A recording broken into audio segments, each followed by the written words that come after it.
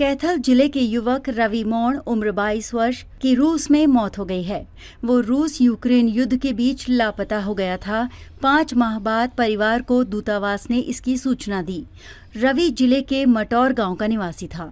दूतावास ने युवक के शव को परिजनों के सुपुर्द करने के लिए पहचान के तौर पर उसकी मां की डीएनए रिपोर्ट मांगी है। वहीं रवि की मां की पहले ही मौत हो चुकी है।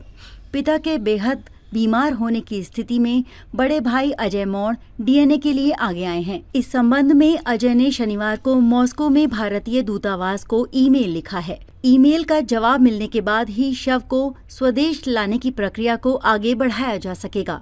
काम करने के लिए विदेश गया था रवि। अजय ने बताया कि 13 जनवरी 2024 को रोजगार की तलाश में उनका भाई रवि गांव के अन्य 6 युवकों के साथ विदेश गया था। वहां एजेंट ने उन्हें ड्राइवर की नौकरी दिलाने का आश्वासन दिया था, लेकिन उनके भाई को रूस यूक्रेन युद्ध में झोंक दिया गया। अंतिम बार 12 मार्च को रवि से बात हुई थी। अजय का कहना है कि तब रवि ने बताया था कि 6 मार्च से उन्हें लड़ाई में उतारा गया है। अब दोबारा उन्हें युद्ध क्षेत्र में जाना पड़ेगा। उसके बाद से उनका भाई लापता चल रहा था। इसे लेकर उन्होंने स्थानीय प्रशासन से लेकर केंद्रीय विदेश मंत्रालय तक संपर्क किया।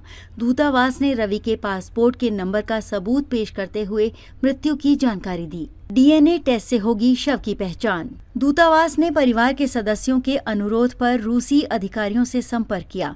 इसमें रूसी पक्ष ने मौत की पुष्टि की है। शव की पहचान के लिए उन्हें उसके करीबी रिश्तेदार के डीएनए की जरूरत है।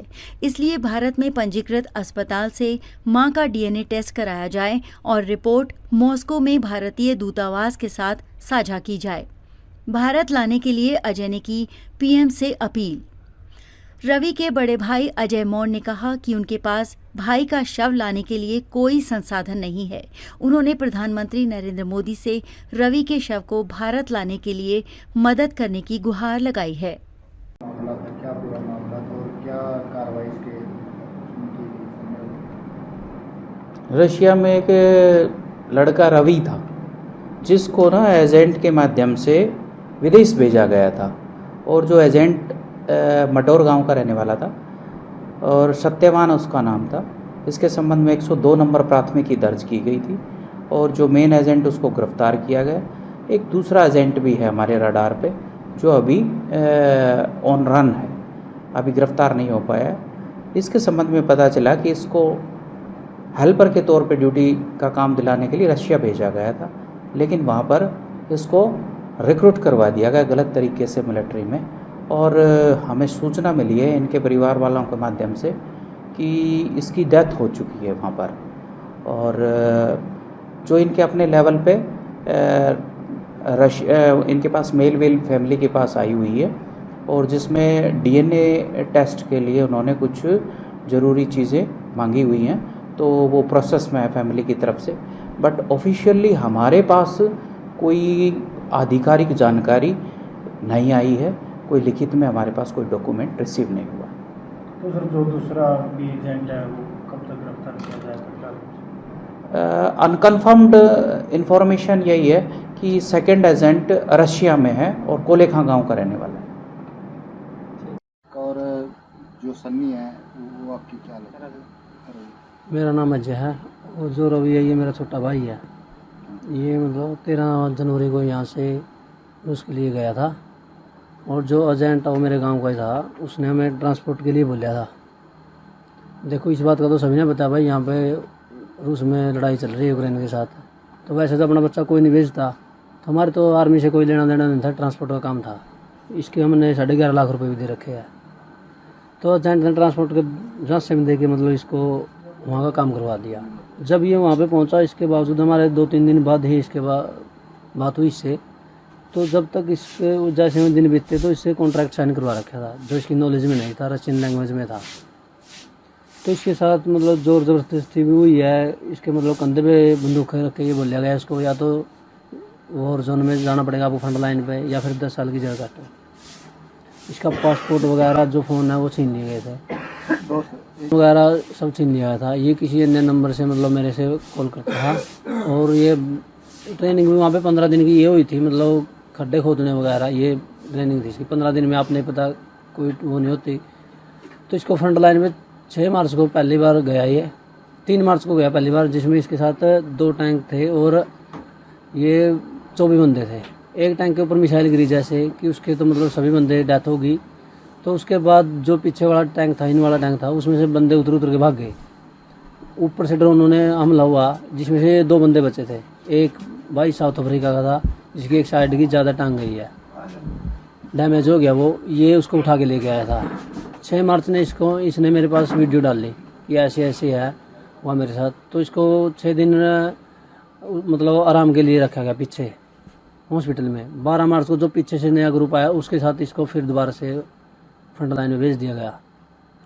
उसके बाद हमारे इसके साथ कोई कांटेक्ट नहीं। और 12 मार्च के बाद तो जैसे जैसे दिन बीतते गए, मतलब किसी के पास प्रूफ तो नहीं था, बोल तो रहे थे कि डेथ हो गई है, लेकिन किसी के पास प्रूफ नहीं था। तो हम जैसे जैसे दिन बीतते कि मतलब 21 जुलाई को हमने एम्बेसी में मैसेज डाल लिया, तो उनका 23 जुलाई को हमारे पास रिप्लाई आया कि इसकी डेथ हो गई है, लेकिन उनको लिखित में नहीं दिया था, व्हाट्सएप पे कॉल पे बताया था उन्होंने। तो हमने फिर से दोबारा डाला कि मतलब इसका लिखित में दूँगा। तो उनका लिखित में दोबारा आया फिर कि इसका DNA टेस्ट करवाओ आपके फादर का। तो उन्होंने डॉक्टरों से बात की, तो वो लिखित में मांग रहे थे। उनको 27 जुलाई को फिर हमारे पास लिखित में आया, इसके मतलब डेथ सर्टिफिकेट है जिसको बोलते हैं हम, वो DNA टेस्ट के जरिए भी उसका वो होगा। मेरा फादर अभी बाहर गया किस काम से, वो आएगा, उसकी DNA टेस्ट करवाएंगे, तब कुछ रिपोर्ट भेजेंगे। और ये बोल रहे हैं कि DNA मिलता तो हम बॉडी को वापस इंडिया भेज देंगे। तो और वो पैसा किसी ज़मीन बेच के किया था या किसी से कर्जा उठाया था क्या? हाँ जी, मतलब इसको 11.5 लाख रुपए लगे थे। हमारे पास 1 एकड़ ज़मीन थी, वो हमने दे दी थी। तो हाँ, हमारे गांव के लड़के 6 लड़के गए थे, जिसमें ये मिसिंग चल रहा था। इस करके मतलब इतने महीने इसके निकल गए हैं मिसिंग में। मतलब आप नहीं पता है, कोई प्रूफ तो दे ही नहीं रहा था हमको, लेकिन मिसिंग चला रखा था ये। अभी जैसे ही हमें ईमेल में आया कि लिखित में दे दिया, तो ये प्रूफ तो हो गया हमारे पास। ये कारण है इसका सारा। शुरू में हम जयशंकर प्रसाद हमारे विदेश मंत्री, उनसे मिले थे। उनका भी मतलब कोई आश्वासन तो बढ़िया दिया, लेकिन कोई ठोस कदम नहीं उठाया गया इस मुद्दे पर को लेके। जैसे ही पिछले महीने, इसी महीने में मतलब हमारे मोदी जी 8 तारीख को गए थे वहाँ पे, तो मतलब वहाँ से भी अभी वीडियो आ रही है। वो करनाल का है शायद एक लड़का, हर्ष लड़का है, वो ये बोल रहा है कि मतलब मेरे पास, उन्हें ये बोल रहा है रशियन आर्मी को कि हमें छोड़ दो, लेकिन वो उसको ऑर्डर नहीं मिला उनको छोड़ने के लिए। वो अभी भी सरकार से यही गुहार लगा रहे कि हमें यहाँ से निकाल लो। और रवि क्या लगते हैं आप? रवि पोता है, भाई का पोता, मेरा भाई का पोता। तो कब पता चला कि उनकी डेथ हो गई? ये तो पहला तो जितनी बात सारी भाई ने पोता ने बताई थी, जिनसी बातें सबने बेचती बेरा नहीं। बाकी मन ने तो कैल इन बातों का पहला भी न्यू बात कर लेंगे भाई, छोरा का पता नहीं लग रहा, भाई इसके फ़ोन नहीं मिल रहे, वह तो न्यू गुमराह सी हो रहेंगे भाई। छोरा उसका जेल में भी हो कड़ियाँ, भाई कड़ियाँ गुम हो रहा हो रहे, बता नहीं रहे हो। इतने के बाद का तो हमें सुनेंगे। बाकी कैल जो इसमें अखबार में भी आई है, कैल तसल्ली हुई हमारा तो भाई थोड़ा रहा कुछ।